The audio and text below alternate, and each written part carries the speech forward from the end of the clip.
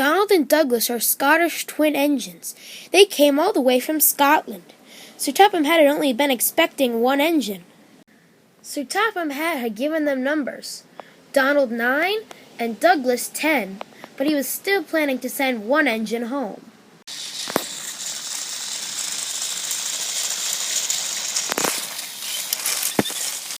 There was a brake van in the yard that had taken a dislike to Douglas.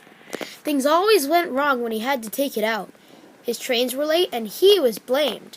Douglas began to worry. Donald, his twin, was angry. "You're a muckle nuisance," he said. "It's to leave you behind I be wanting." "You can't," said the van. "I'm essential." "Ugh, are you?" said Donald.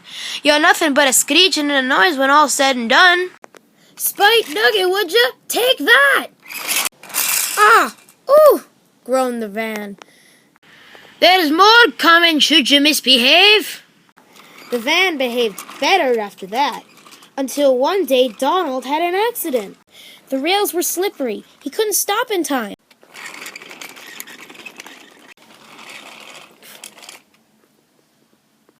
Sir Topham Hatt spoke severely to Donald. "Donald, I am very disappointed in you. I didn't expect such, clumsiness from you." "I'm sorry, sir," said Donald. "I had decided to send Douglas back and keep you, but now you have upset my arrangements. Now James will have to help out with the goods work until you have your tender mended. James won't like that." Sir Topham Hatt was right. James grumbled about extra work.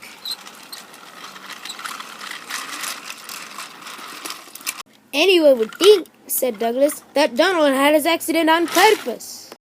I heard tell about an engine and some tar wagons." "Shut up," said James. "It's not funny." He didn't like to be reminded of his own accident. Well, well, well. Surely, James, it wasn't you. You didn't say." James didn't say. He slouched sulkily away. "James is cross," snickered the spiteful brake van. "Let's try and make him crosser still." Hold back," whispered the freight car. James did his best, but he was exhausted by the time he reached Edward's station. Fortunately, Douglas was there. "Help me up the hill, please," said James. "These freight cars are playing tricks." "We'll show them," said Douglas. Slowly but surely, the snorting engines forced the freight cars up the hill.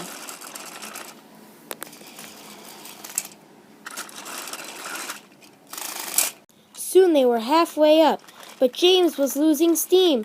"I can't do it! I can't do it! Leave it to me," said Douglas. The driver was anxious.